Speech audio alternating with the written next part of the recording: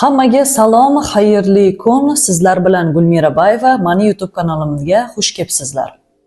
Sizlar bilan munosabat, shaxsiy rivojlanish, отношения haqida gaplashamiz har doimgidek.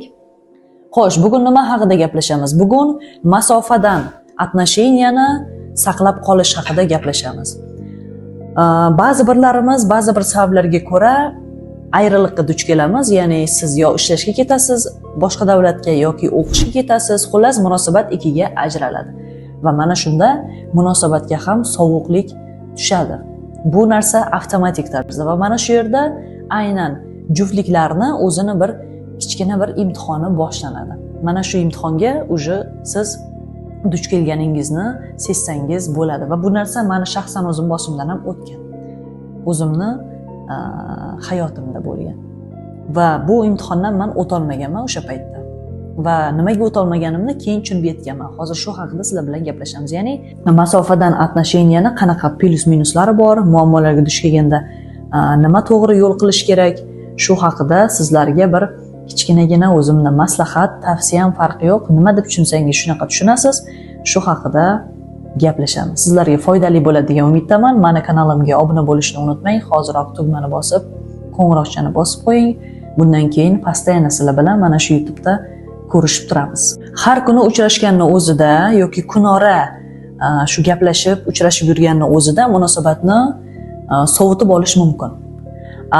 Masofadan munosabatni tiklab turish yoki bitta tempda, bitta stabilni ushlab turishni o'zi bu oson emas. Juftliklarni boya aytganimdek bir imtihoniga o'xshagan narsa bo'ladi bu yerda. Lekin bu muammoni, ya'ni bu ayriliq imtihonini faqatgina ikkita inson bir-birini shunchaki mahkam qo'lidan ushlabgina yengish mumkin. Bir-biriga ishonsa, bir-biriga unoq aytganda daveriya bera olsa, bu juftlik birga bu imtihondan o'ta oladi. Chunki haqiqiy sevgi, haqiqiy bu mustahkam juftliklar hech qanaqa masofadan, hech qanaqa ayriliqdan, hech qanaqa muammodan qo'rqmaydi. Bu shunchaki sizlarning yana ham mustahkam bo'lishingizga turtki bo'ladigan bir sabab. Xo'sh, birinchi bu tavsiya har doim peripiskada, ya'ni onlayn da gaplashib, SMSlashib turish kerak. Hech qanaqasiga bir kunlab, 10 soatlab yo'q bo'lib ketish kerak emas. Ya'ni aloqa har doim mana bunday bo'lish kerak. Uzilib qolish kerak emas. Yo'q bo'lib qolish kerak emas. Shunchaki siz agar yo'q bo'lib qolganingizda, mana bu yerdagi insonga sizga nisbatan negativ shubha gumonlar uyg'onadi. Va bu narsa u insonni ichidan psixologiyasidan kemiradi. Va bu narsa janjalga, sababsiz rashkka olib keladi. Shuning uchun onlaynda hech qachon bir-biringizdan uzoqlashmasligingiz, uzilmasligingiz kerak. Nimadirni his qilyapsizmi, nimadir sizni bezovta qilyaptimi, farqi yo'q. Nima bo'lishidan qat'iy nazar o'sha insonga audio orqali, dumaloq video orqali o'sha inson bilan birga bo'lishib turing. O'zingizni holatingizni, o'zingizni hozirgi sostoyingizni har doim u insonga yetkazib bildirib turing. Işte u sizdan 1 million chaqirim uzoqda bo'lsa ham sizning yoningizdagidek turishi uchun. Ikkinchi tavsiya bu bir-biringizni har doim emotsiya berib, hayron qoldirishga harakat qilinglar. Ya'ni yangilik bilan постоянно bir-biringizni xursand qilib turing, emotsiya berib turing. Siz ishlayotgan bo'lsangiz boshqa davlatda bu qizga dastavka qildirsangiz, har xil sovg'a, kichkina qimmat emas, kichkina sovg'alar jo'natib, bu qizga siz emotsiya bersangiz bo'ladi, misol uchun, yigitlar uchun. Qiz bola uchun sizning hayotingizda yangi nimadirni o'rganganingiz, nimadirga qiziqqaningiz, qaysidir bir yangi inson bilan tanishganingiz, mana shular haqida постоянно bu yigit bilan birga bo'lishib, unga aytib, u bilan birga xursandchiligingizni, emotsiyangizni bo'lishingiz kerak. Ya'ni har doim отношенияda zerikish, suxoy narsa bo'lib qolmaslik kerak. Bu narsa постоянно yonib turishi kerak. Boya aytganimdek, bo'lmasa shubha, gumon, mana shu narsalar bir-biringiz o'rtangizga shu bir mog'orga o'xshab tushgandan keyin u narsa ildiz otib ketadi va munosabat dars ketishi mumkin. Yo'q joydan gaplar, yo'q joydan bir yoqimsiz bir fikrlar chiqishi mumkin. Uchinchi tavsiya bu video orqali bir-biringizni ko'rib turing. Bir-biringizni holatingizni, mana shu ko'rinishingizni постоянно ko'rib turinglar. har kuni 12 soatdan 24 ga 7 video vizivda gaplashing demayman. Norma bo'lish kerak, balans bo'lish kerak har doim hamma narsada. Misol uchun kuniga bir marta, 2 kunda bir marta video viziv orqali 20 minut, 15 minut bu juda ham norma, juda ham ideal. Agar soatlab gaplashadigan bo'lsangiz, bu nenormal. Ya'ni men maslahat bermayman soatlab video vizivda gaplashish. Shunchaki oz bo'lsin, lekin yetarli bo'lsin. Bu qizlar uchun ko'proq eslatma. Yigitlar shu bir video vizivda uzoq gaplashishni xohlaydi, men buni bilaman, lekin baribir qiz bola siz balansni hech qachon buzmasligingiz kerak. Video сообщение orqali, rasm orqali bir-biringizni peripiskada har doim qiziqtirib turishingiz kerak. Bu degani har kuni rasm, har kuni video tashlash emas. Bir kunda bitta, nari borsa 2 kunda bir marta bu narsa bo'lishi kerak. Ya'ni vizualni u inson sizni tez-tez ko'zida ko'rib turish kerak. Ko'zdan ketgan ko'ngildan ham ketadi degan so'z mana shu yerda o'z aksini ko'radi.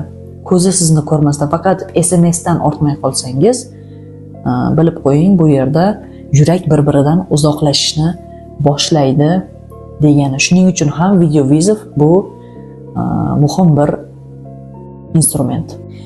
4-tavsiya bu uchrashuv bo'lishi kerak. Farqi yo'q, siz Andijondamisiz, siz Xorazmdamisiz, siz Toshkentdamisiz, farqi yo'q. Siz Qozog'istondamisiz, lekin uchrashuv bo'lishi kerak. Chunki inson bir-birini o'zini qo'li bilan ushlab, bir-birini ko'zi bilan ko'rishi kerak. Ya'ni живой общение shart. Siz nima deb o'ylashingizdan qat'iy nazar uchrashuv bo'lishi kerak. Vaqt topib, mablag' topib, siz boshqa davlatda yoki boshqa viloyatda farqi yo'q, kelish kerak, erinmaslik kerak. Munosabatni siz qanchalik shu bir ushlab qolishga harakat qilganingiz sari bu munosabat chuqurlashishni, jiddiylashishni va u insonga nisbatan sizda ishonch, undagi sizga nisbatan ishonch uyg'onishni boshlaydi. Ya'ni bir-biringizni munoqib etganda bog'lanishni boshlaysiz va ertaga bir-biringizga ishongandan keyin sizlardan oila, mustahkam bir juftlik chiqishi ham mumkin. Mumkin emas, aniq desam ham bo'ladi. Uchrashishdan qochmaslik kerak, hech qanaqa bahona qilmaslik kerak. Men shunaqa juftliklarni bilaman. Qiz bola Vodiyda, yigit Toshkentda. Shuni qachon uchrashgansiz oxirgi marta desam, 5 oy bo'ldi, 6 oy bo'ldi. Mana shu yerda turgan Vodiyga borib kelish shunchalik qiyinmi deyman. Qiz yaxshi ko'rasizmi desam, yaxshi ko'raman deydi. Yigit sizni yaxshi ko'radimi desam, yaxshi ko'radi. Nimaga unda uchrashmaysiz deb urishaman ba'zida-da. To'g'risi, shunchalik juftliklar erinadi bir-birini ko'rishga. Отношенияda живой общение juda ham muhim.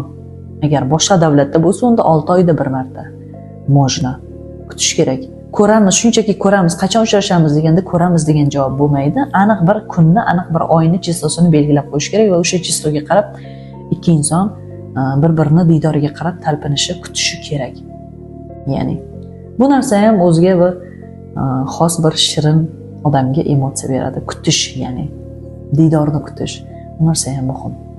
5-tavsiya bu bir-biringizni ortiqcha qizg'onmang deyman. Ya'ni kerak emas rashk bu yerda. Bir-biringizni ishonmaslik, gumon, bu narsaga hech qachon yo'l qo'ymang deyman. Bu gumon shunaqa narsaki, gumon iymondan ayiradi degan gap ham bor. Ya'ni bir-biringizga nisbatan ishonchni umuman yo'qqa chiqarish, sababsiz rashk. Agar u insonga ishonmasangiz, sababsiz rashk qilaversangiz, unda u insonni qiynamaslikni maslahat beraman. Lekin sevasiz, lekin qizg'anasiz. Bu narsa bo'lmaydi. Ya'ni shunchaki zerikkandan, shunchaki nima qilishni bilmasdan rashk qilyapman sana deb janjal chiqarish, bu yosh bola pozitsiyasidagi bir insonni ishi yoki qilig'i. U yigit u yerga o'qishga yoki ishga ketgan, shunchaki bo'ldi. U yerda hech qanaqa qizlar bilan uchrashib yurgani yo'q, hech qanaqa qizlar bilan yurgani yo'q. Shunchaki ko'ngilni to'q qilib, u insonga nisbatan shu bir negativ emas, pozitiv fikrlaringiz bilan birga shunchaki ishonishingiz kerak. Bu insonni kelishini, siz bilan yaxshi munosabatda bo'lishini va siz ham u qizga ishonishingiz kerak. Sababsiz hech qanaqa bir dalilsiz gumonlar qilaverib, munosabatni battar qiyinlashtirib, mana shu masofani o'zida munosabat yo'q bo'lib ketishiga olib kelmaslik kerak. Shuning uchun bir-biringizga ishoning, sabr qiling va diydorgacha kuting. Va oxirgi 6-chi tavsiyam shunchaki azoblanishni, shunchaki qiynalishni bo'ldi qilish kerak. U insonni 24/7 o'ylayverib o'zingizni yeb bitirish kerak emas. Sizni bu yoqda qiladigan ishlaringiz bor, o'qishingiz bor, ishingiz bor, o'zingizga qarashingiz, vaqt ajratishingiz kerak. Yoki siz u yerda ishlashga kelgansiz, ishingizni qilishingiz kerak. Fokusni boshqa joyga qaratish kerak. Shunchaki u insonni o'ylash bilan vaqtni o'tkazish bu ahmoqlik. Siz aynan hozir qayerdasiz va nima qilishingiz kerak? O'sha ishni qilishingiz kerak. U insonni o'ylayverib, qiynab, o'zingizni qiynab, u insonni ham xavotirga solishni keragi yo'q. Siz bu hayotga shunchaki qiynalib, azoblanib, yosh umringizni unaqa aytganda kulgi chiqarish uchun kelmagansiz. Mana shu yurakni, ko'ngilni to'q qilish kerak, ishonish kerak va bu narsa vaqtinchalik ekanligini qabul qilish kerak. Bu narsa vaqtinchalik, 6 oy, 1 yil, nari bo'lsa 1,5 yil va o'tadi, ketadi. Asosiysi ishonch bu yerda.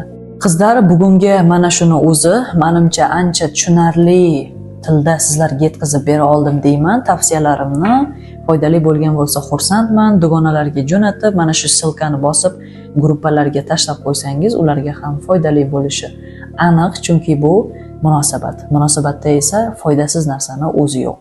Qizlar, munosabatingizni yana ham mustahkamlash uchun yoki yangitdan yangilash uchun mana shu kitobni o'qishni tavsiya qilaman. Bu o'zimni kitobim. Ichida perepiska, sog'lom munosabat, yigitingiz bilan to'g'ri munosabatni noldan qurish yo'llari hammasi mana shu kitobning ichida yozilgan. Hammasi mana shu kitobning ichida batafsil yozilgan. Samatsenka, shaxsiy chegarani himoya qilish, yigit sizga misol uchun nima qilyapsan deganda qanaqa qiziqroq javob berish, shuni yo'llarini hammasini mana shu kitob sizga o'rgatadi. Kitob 12 ta viloyatga dostavka pochta xizmatlari bor. Bugunoq to'lov qilib, ertaga kitobni qo'lingizda bo'lishi mumkin. Kitobga to'lov qilish uchun ham, kitobni sotib olish, to'lov qilish uchun ham sizlar quyidagi Telegram lichkaga yoki silka orqali profilga murojaat qilishingiz mumkin. Bu kitobni o'qib bitirgan qizlarni почти 99% juda ham yaxshi natija olishganini aytishgan. Bu haqida men sizga o'zim ma'lumot berishim mumkin. Ishonmasangiz. Sizlar bilan xayrlashmayman, shunchaki keyingi videogacha ko'rishguncha deb qolaman. Foydali bo'lsa yana bir bor sizlarga kommentariyaga o'z fikringizni yozib qoldiring. Keyingi videoda qanaqa mavzuda yana gaplashishimizni, balkim siz aytgan o'sha siz qoldirgan kommentariy bo'yicha video ishlashim mumkin. Meni kuzatishda davom eting. Sizlar bilan Gulmirabayeva. Xayr.